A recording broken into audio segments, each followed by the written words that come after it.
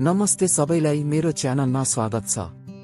आज म तपाईलाई VPN बिना टिकटक कसरी चलाउने भनेर देखाउने छु। त्यसैले VPN प्रयोग नगरी एप पहुँच गर्न गाह्रो हुन सक्छ। चिन्ता नलिनुहोस्, यसको एक समाधान छ जसले तपाईलाई प्रतिबन्धलाई बाइपास गर्न र कुनै पनि समस्या बिना टिकटक भिडियोहरू हेर्न अनुमति दिन्छ। VPN बिना टिकटक कसरी चलाउने? त्यसको लागि प्राइभेट DNS अन गर्नुपर्छ। तपाईले गर्नुपर्ने पहिलो कुरा तपाईको उपकरणमा प्राइभेट DNS खोल्नु हो। यो एक सेटिङ हो जसले तपाईलाई तपाईको इन्टरनेट सेवा प्रदायकद्वारा प्रदान गरिएको पूर्वनिर्धारित बाहेक DNS सर्भर प्रयोग गर्न अनुमति दिन्छ। त्यसको लागि आफ्नो फोनको सेटिङमा जानुहोस्। सेटिङमा गएर प्राइभेट DNS सर्च गर्नुस्।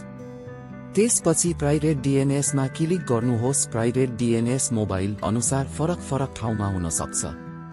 प्राइभेट DNS प्रोवाइडर होस्टनेममा क्लिक गर्नुहोस्। तल खाली ठाउँमा dns.google लेखेर सेभ गर्नुहोस्। त्यसपछि टिकटक खोल्नुहोस्। एकछिन टाइम लाग्छ। अब कुनै पनि समस्या बिना भिडियो हेर्नुहोस्।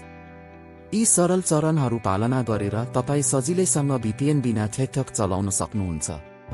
त्यसैले अगाडि बढ्नुहोस् र तपाईका सबै मनपर्ने टिकटक भिडियोहरूको पुनः आनन्द लिनुहोस्। भिडियो मन परे लाइक सब्स्क्राइब गरेर सपोर्ट गर्नुहोला।